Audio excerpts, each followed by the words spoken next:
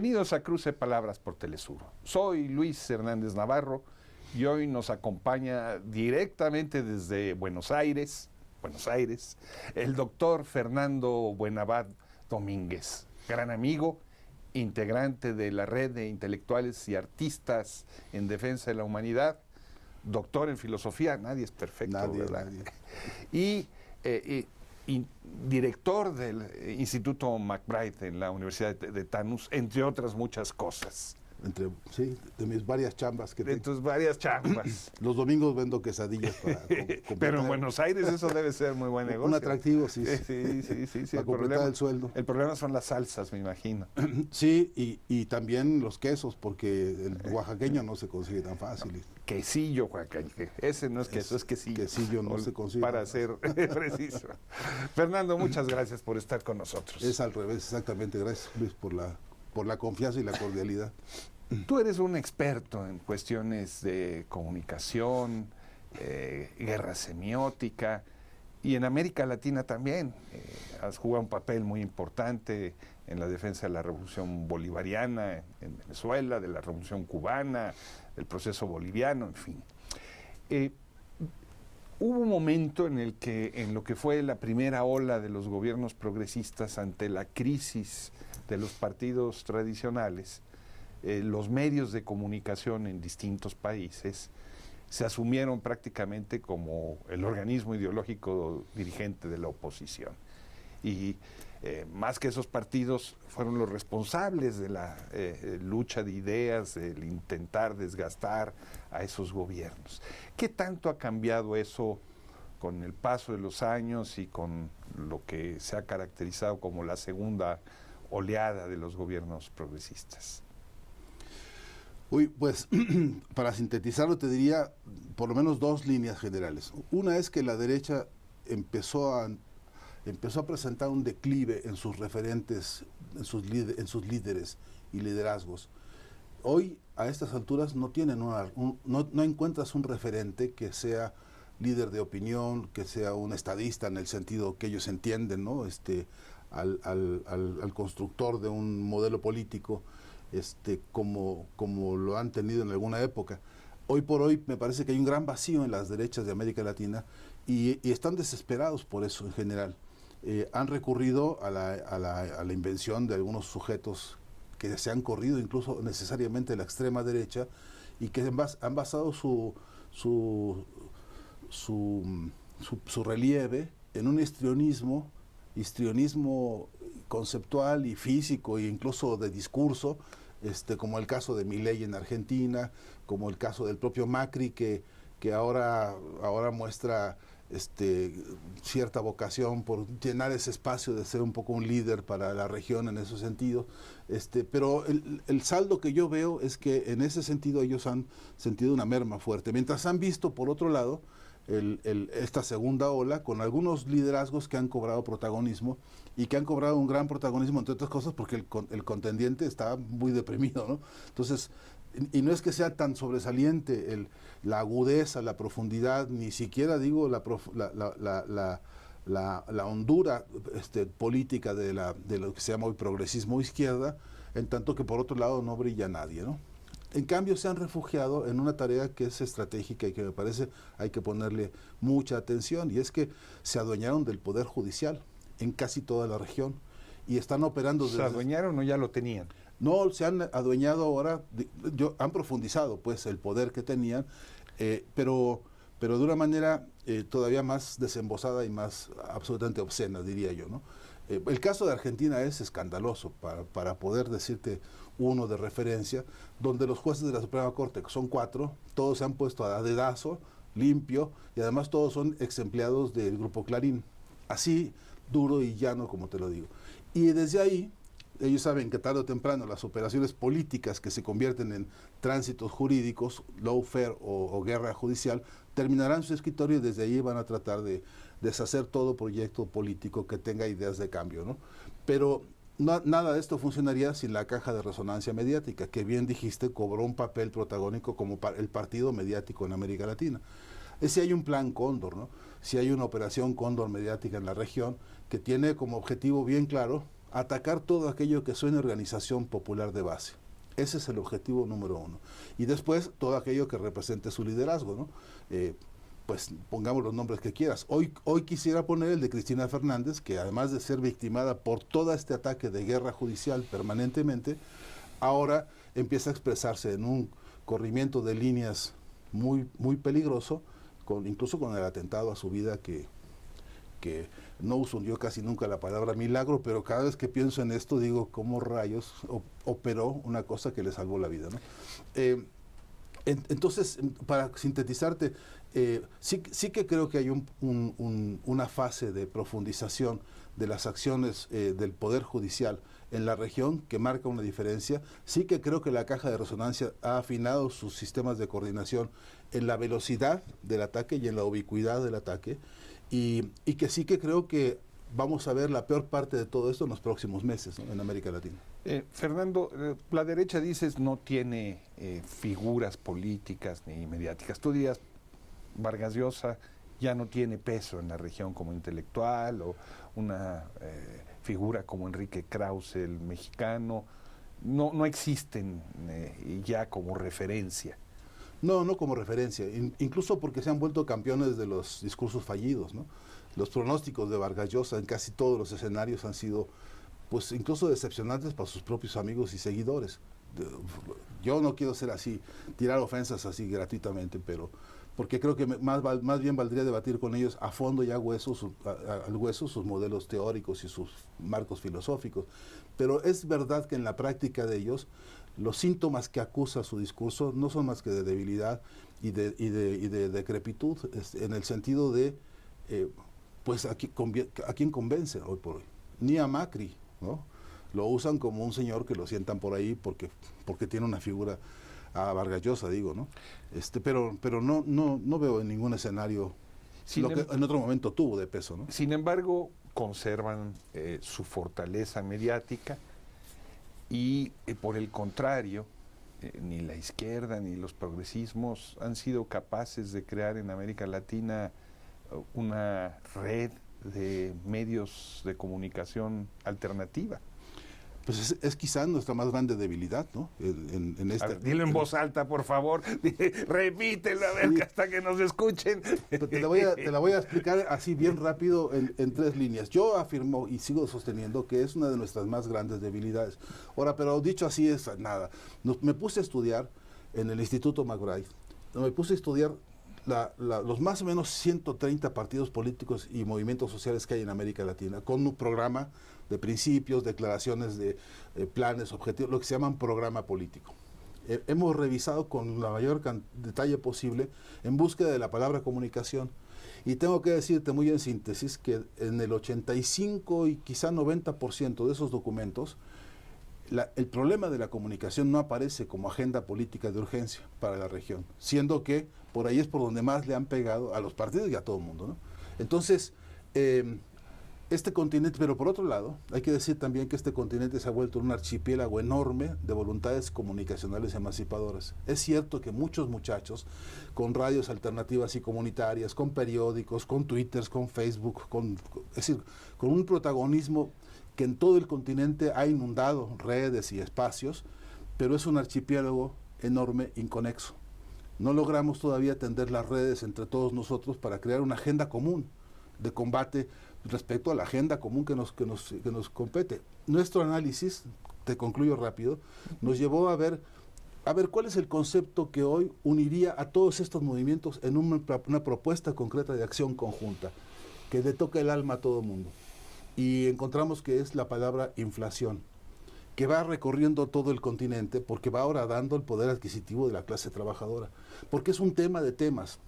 Ahora, no hemos sido capaces de desmontar el concepto de inflación, de ese palabrerío técnico que es como una especie de dios griego que anda por ahí haciendo maldades contra la humanidad, cuanto que hay que politizar a la inflación, hay que meterla en un debate y explicarla llanamente y convertirla en agenda de nuestro trabajo comunicacional, en contraofensiva simbólica, semiótica, en una contraofensiva que nos permita ganar el sentido para explicar que este fenómeno llamado inflación incluso si aceptamos la polisemia o la multifactorialidad del fenómeno, aún así sigue siendo una emboscada económica del capitalismo.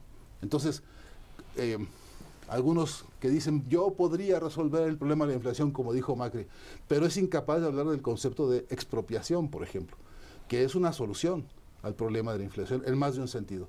Esta agenda no está en el corazón ni en la acción política de nuestros hermanos de medios de comunicación, de ese archipiélago, y es un vacío enorme, porque nos falta capacidad organizativa, nos falta capacidad de producción de sentido, nos faltan fábricas de contenido y nos falta pues el acuerdo político de acción conjunta en comunicación, ¿no? Hubo una época en la que escritores como Gabriel García Márquez se leían en México o en Colombia, por supuesto, se leían en toda América Latina. Y cito uno entre muchos más. Dime un nombre de un periodista, un intelectual latinoamericano que sea una referencia para sus colegas y para los lectores en el resto del continente. Pues, por ejemplo, te digo Atilio Borón, ¿no? Que es leído en un sector todavía acotado, ¿no? Muy, muy acotado. No tiene la extensión de García Márquez, por ejemplo, ¿no? No, estamos hablando de figuras de esa naturaleza, o sea, no de quienes forman parte de nuestro mundo, ¿no? Y escriben básicamente para nuestro mundo. Sí, pero es que también es cierto que, a ver, me cuesta trabajo decirte algo en esa dimensión, porque también es verdad que a ver, se me ocurre decirte ahora Abel Prieto, ¿no? De Cuba. Pero también Abel con una dimensión y un espacio. Un gran intelectual, ¿no? Pero acotado a Cuba y a nosotros. No es un pensador de influencia de masas. Entonces, si esa es la dimensión que quieres que claro, te conteste, a eso me refiero. A esa no tengo respuesta. Porque no lo hemos sabido construir y porque también es verdad que eso se construye como resultado de una acción política conjunta, ¿no? Yo te digo, un escritor como Andrés Oppenheimer, que está en Miami, ¿no? Se reproduce en 20, 30 periódicos latinoamericanos. ¿Quién hay de eso en América Latina en otra dirección? Pues tú, a lo mejor. No, ni remotamente, no, es ni siquiera en México. Porque tenemos también bloqueados los pasos, ¿no? Es decir, a mí me sorprende haber visto, por ejemplo, que mi amigo Epigmenio Ibarra ahora va y se sienta en uno de los medios estos que es de la derecha extrema, y va y dice lo suyo y aparentemente hay libertad para que exprese lo suyo. Pero eso no garantiza que tenga resonancia en el sentido que tú dices. Ahora, pero es que también las formas de la censura, Luis, se han perfeccionado mucho, ¿eh? Entonces, en algunos casos, si Carmen Aristegui, por ejemplo, te llevara, o a cualquiera que tuviera un discurso profundamente revolucionario, yo no sé si tuviera efecto en esa dimensión que tú dices. Para mí es un problema de gravedad y si me permite decírtelo, es un problema de saber si tenemos la capacidad y si la época va a permitir el surgimiento de personalidades así, ¿no? Vamos a una pausa, si te parece, y regresamos con esta candente conversación. Se puso sabroso. No se vayan, volvemos en muy breves instantes.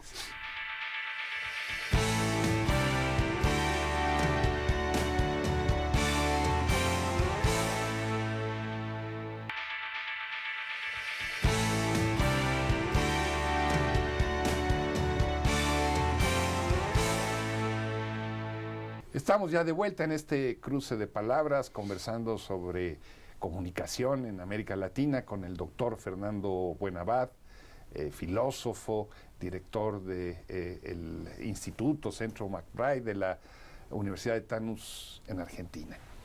En este intercambio, en este cruce de palabras en el que... Que no va a ser cruce de trompadas, ¿no? Fernando, por favor, Fernando. No, lo que quiero decir es... hemos sido capaces desde la izquierda, desde la prensa escrita de la izquierda y la intelectualidad de la izquierda, de comunicar algo que haga sentido en todo el continente, porque tú dices, y eso es cierto, estamos balcanizados, está la censura, no van a dejar pasar, pero mi pregunta es... hemos sido capaces de crear un estilo literario una agenda informativa que pueda atravesar a toda la región, que no la tengamos que leer desde el país, por decir algo, Sí. ¿no? Que es quien ha incorporado escritores latinoamericanos a sus Me cuesta páginas. mucho trabajo pensar, pero en cierto nivel, sí, por ejemplo, circula mucho resumen latinoamericano, que es un esfuerzo extraordinario Así es. de trabajo, de voces múltiples, de temáticas múltiples, inclusiva, etcétera, pero también estacionada en una zona de lectura que no...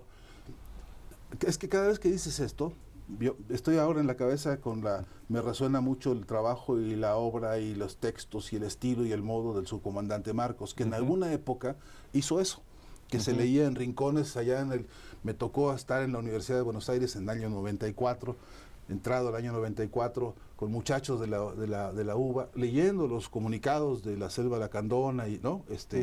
Y ahí había una llegada construida con un conjunto de artificios semánticos, poéticos, políticos, que estaban teniendo resonancia en ese nivel. De esa experiencia, si esta es una de las caracterizaciones que estamos tratando de fijar, de ese nivel no veo otro, ¿no?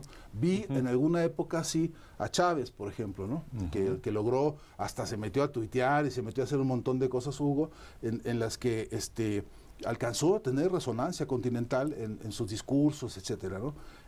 Sí alcancé a ver alguna vez con Evo Morales el esfuerzo también que ellos hicieron de posicionar, mira, una categoría fantástica, es un avance político extraordinario para una constitución de nuevo género, constitución política de nuevo género, el concepto de Estado plurinacional. Claro. Es una revolución jurídico-política que todavía no alcanzamos ni a entender. Bueno, eso Evo en alguna época se ocupó de difundir y de movilizar, y se quedó también en un plano en el que no tiene esta resonancia de la que estamos ahora, incluso exigiéndonos todos, ¿no? Pero lo que también es cierto es que en esta otra forma de trabajo que se ha dado en el archipiélago que te digo, a mí me parece que se está gestando otra cosa que puede ser la conjunción de voces, que sean voces, que sea agenda política más que individuos, ¿no?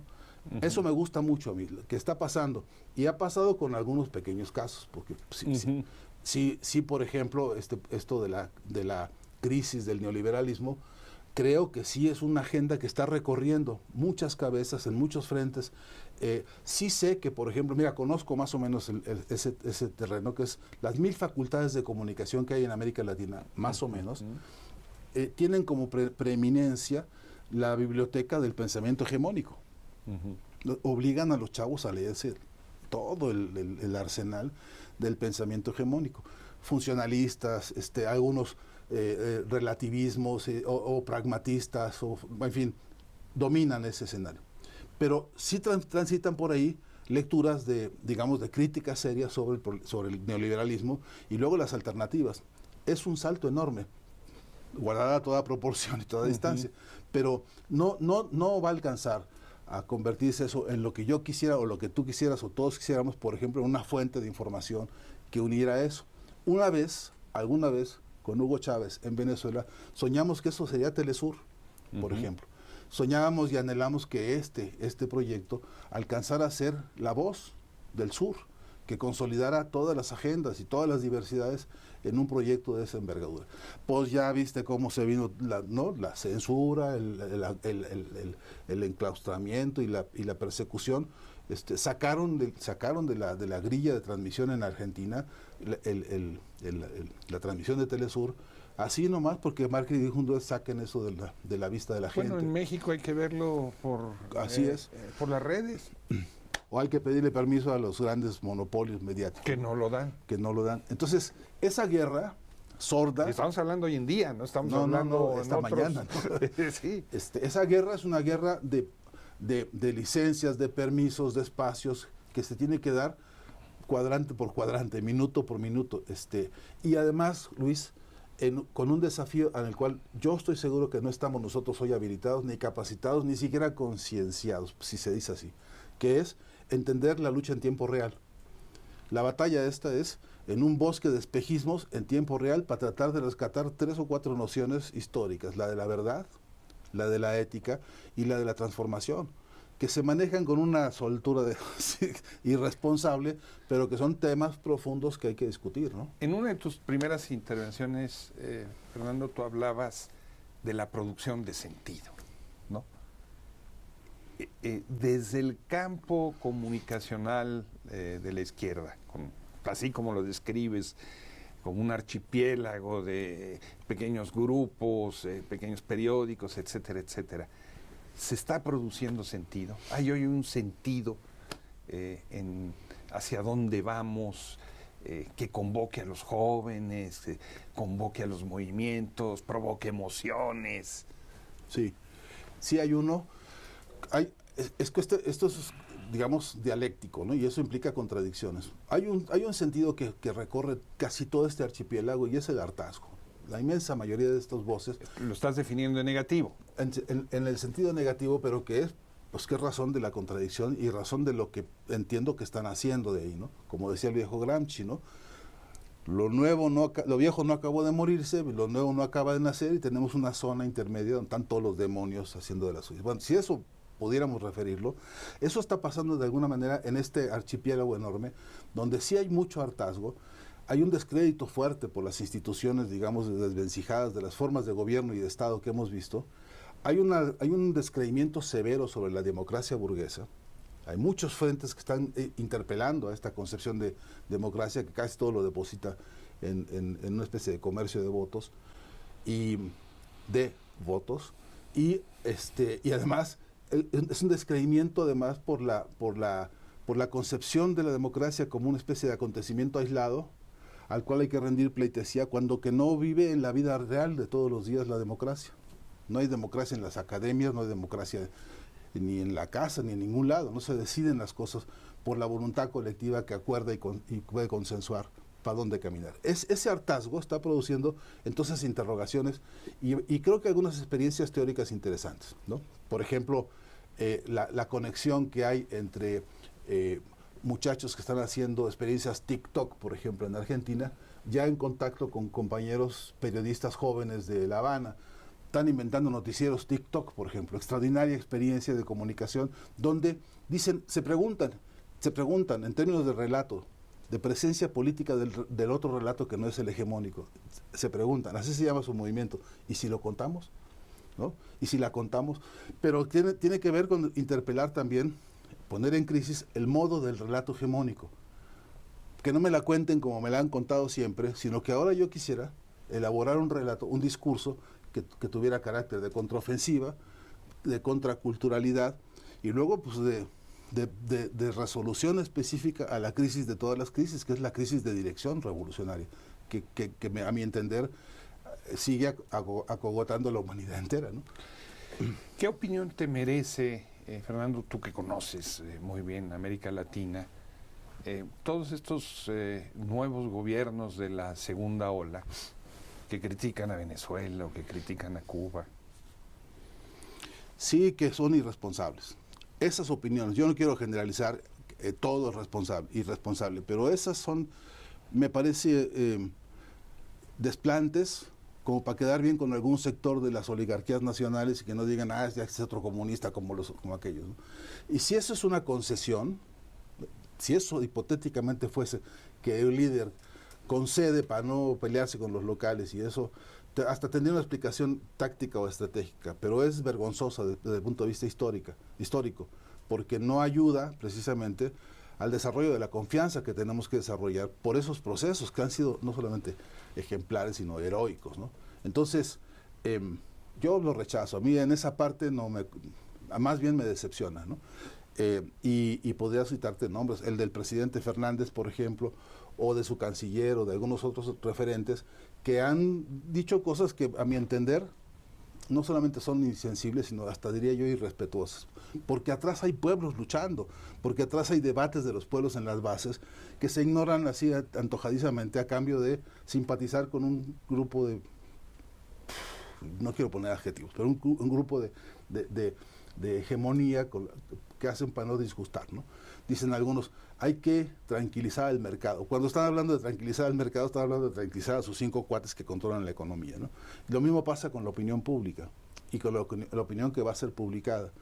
Entonces, a ese respecto, yo creo que deberíamos esforzarnos en construir modelos claros de reproche, fundamentados, que pongan en evidencia la evidencia de estos pueblos en lucha, que no pueden ser tratados así. Y por otro lado, también hay otros que no mencionan, que no se atreven a dar ese paso de comentario crítico o despectivo, pero que se callan la boca y que en el silencio conllevan más o menos la misma irresponsabilidad. Porque yo creo que ahora les toca a todos estos liderazgos llamados de la nueva ola asumir compromisos históricos. Y la historia de este momento, frente a esta situación mundial de guerra, de capitalismo exacerbado, enloquecido, donde los grandes monopolios de la industria de las armas en el mundo y la industria financiera bancaria y la industria mediática aceleran su concentración monopólica, no hay salvación posible. Y es preciso explicar, y es preciso denunciar, y es preciso construir corrientes de pensamiento, producción de sentido transformador. Y si no acuden a esa cita con la historia, de verdad que es un desfalco, la verdad que es un fraude frente a lo que la gente está exigiendo desde la base, ¿no? Déjame ir a nuestro antiguo debate para decir algo que pareciera distinto, pero creo que no lo es. Desde el campo popular y progresista, tenemos excelentes periodistas, grandes intelectuales, escritores magníficos, comunicadores en las nuevas redes excepcionales. ¿Qué hacer para resolver esta situación de aislamiento? Digo aislamiento continental. Sí. Yo lo que vengo proponiendo, porque pues me dedico a eso, mi trabajo, mi chamba diaria es esa, es primero consolidemos un método correcto de autocrítica, ¿no? Que no sea golpe de pecho y puro confesionario, sino que nos replanteemos efectivamente sobre qué modelos ideológicos y políticos hemos trabajado todo este tiempo, y si no hemos metido la pata en 30 veces y no hemos sido capaces de reconocer, ¿no? Y me pongo yo primero que ninguno, porque es parte de la obligación. El método de Marx, por ejemplo, que a mí me ha educado mucho en mi vida. Perdón, tenemos un minuto. Bueno, el método de trabajo tiene que ser ponerse a consideración y cuestionar primero el propio método. Y luego entrarle al trabajo que es que no vamos a poder construir soluciones con modelos copiados, trasplantados o esclerotizados, si no nos ponemos creativos. Y hace falta poesía, y hace falta enamorarnos, y hace falta una gran revolución humanista de nuestro tiempo. Y ahí le paro si quieres, Fernando, para seguirle después. Muchísimas gracias. Gracias, Luis, gracias. Y no hicieron falta los guantes de No, box, hombre, ¿ves? qué bueno, y menos mal. Amigos, amigas, muchas gracias por su amable compañía el día de hoy. Ya saben, los esperamos la semana que viene aquí por Cruce de Palabras por Telesur. Hasta la próxima.